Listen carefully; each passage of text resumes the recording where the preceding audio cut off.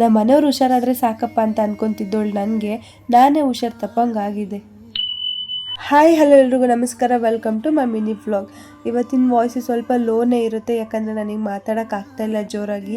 So ಹಾಗಾಗಿ ಸ್ವಲ್ಪ adjust ಮಾಡ್ಕೊಳ್ಳಿ. ನೆನ್ನೆನೇ ಸ್ವಲ್ಪ ನನಗೆ ಆರೋಗ್ಯದಲ್ಲಿ ವ್ಯತ್ಯಾಸ ಆಗಿದ್ದು, ನೀವು ನೆನ್ನೆ ವ್ಲಾಗಲ್ಲಿ ವಾಯ್ಸ್ ಕೇಳಿಸ್ಕೊಂಡ್ರೇ ಗೊತ್ತಾಗುತ್ತೆ. ಸ್ವಲ್ಪ ಶೀತ ಆಗಿತ್ತು.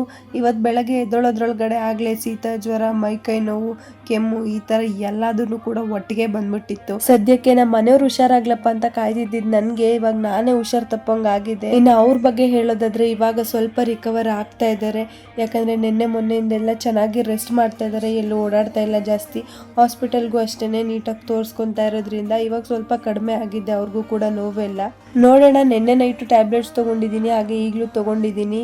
ಹುಷಾರಾಗ್ಬೋದು ಅಂತ ಒಂದು ಮಂಡು ಧೈರ್ಯದಲ್ಲಿ ಕಾಲೇಜ್ ಕಡೆ ಹೋಗೋಣ ಅಂತ ಹೇಳ್ಬಿಟ್ಟು ಹೊರಟೆ. ಹೋಗ್ಬೇಕಾದ್ರೂ ಅಷ್ಟೇ ಅಷ್ಟೊಂದೇನು ಸುಸ್ತು ಅನ್ನಿಸ್ತಾ ಇರಲಿಲ್ಲ, ಮಾಮೂಲಿ ನೆಗಡೆ ಇತ್ತು. ಆದರೆ ಕಾಲೇಜ್ಗೆ ಹೋದ್ಮೇಲಂತೂ ನಿಜವಾಗ್ಲೂ ಸಹಿಸ್ಕೊಳ್ಳೋಕ್ಕಾಗಲಿಲ್ಲ, ಸಿಕ್ಕಾಬಟ್ಟೆ ಸುಸ್ತಾಗ್ತಾಯಿತ್ತು, ಹಾಗೆಯೇ ಶೀತ ಆಗಿತ್ತು. ನನ್ನ ಕ್ಲಾಸಸ್ ಎಲ್ಲ ಮುಗಿಸ್ಕೊಂಡು ಅದಾದಮೇಲೆ ಸೀದಾ ಮನೆ ಹತ್ರ ಬಂದೆ. ಮಧ್ಯಾಹ್ನ ಬಂದ ತಕ್ಷಣ ಮನೇಲೂ ಅಷ್ಟೇ ರೆಸ್ಟ್ ಮಾಡೋಕ್ಕಾಗಲಿಲ್ಲ, ಸಿಕ್ಕಾಬಟ್ಟೆ ಸುಸ್ತು ಅನ್ನಿಸ್ತಿದ್ರಿಂದ ಹಾಸ್ಪಿಟಲಿಗೆ ಹೋಗಿ ತೋರಿಸ್ಕೊಂಡು ಬಂದ್ಬಿಡೋಣ ಅಂತ ಹೇಳ್ಬಿಟ್ಟು ಹೊರಟ್ವಿ.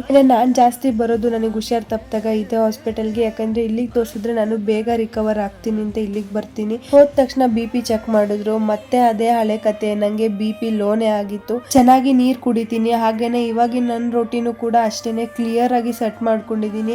ಆದರೂ ಕೂಡ ಯಾಕೆ ಈ ಥರ ಆಗ್ತಾ ಇದೆ ಅಂತ ನನಗಂತೂ ಗೊತ್ತಾಗ್ತಾ ಇಲ್ಲ. ಇನ್ನು ನಾರ್ಮಲ್ ಹಾಸ್ಪಿಟಲಿಗೆ ತೋರಿಸ್ಕೊಂಡು ಇಂಜೆಕ್ಷನ್ ತೊಗೊಂಡು ಟ್ಯಾಬ್ಲೆಟ್ಸ್ನ ತೊಗೊಂಡು ಮತ್ತೆ ಟೌನಿಗೆ ಬಂದಿದ್ದಾಯಿತು. ಮನೆಗೆ ಬಂದು ಸ್ವಲ್ಪ ಹೊತ್ತು ರೆಸ್ಟ್ ಮಾಡಿಕೊಂಡು ಯಾಕೋ ಮನಸ್ಸಿಗೂ ಸ್ವಲ್ಪ ಕಸಿ ಬಿಸಿ ಅನ್ನಿಸ್ತಾ ಇತ್ತು ಅಂತ ರಾಯರ ದರ್ಶನ ಮಾಡ್ಕೊಂಬರೋಣ ಅಂತ ಟೌನ್ ಒಳಗಡೆ ಬಂದು ದರ್ಶನ ಮಾಡಿಕೊಂಡು, ಹಾಗೆಯೇ ನನಗೆ ನಿಂತ್ಕೊಳ್ಳೋಕ್ಕೂ ಶಕ್ತಿ ಇರಲಿಲ್ಲ, ಹಾಗೆ ಅಡುಗೆ ಮಾಡೋಕ್ಕೂ ಆಗ್ತಾ ಇರಲಿಲ್ಲ. ಸೊ ಹಾಗಾಗಿ ಪಾರ್ಸೆಲ್ನ ತೊಗೊಂಡು ಮನೆಗೆ ಬಂದು ಹೊಟ್ಟೆನೂ ಕೂಡ ಸಿಕ್ಕಾಬಟ್ಟೆ ಹಸ್ತಿತ್ತು, ಟ್ಯಾಬ್ಲೆಟ್ ತೊಗೊಳ್ಳೋ ಟೈಮ್ ಕೂಡ ಆಗಿತ್ತು ಅಂತ ಬೇಗ ಊಟ ಮಾಡಿಕೊಂಡು ಟ್ಯಾಬ್ಲೆಟ್ಸ್ ತೊಗೋತಾ ಇದ್ದೆ.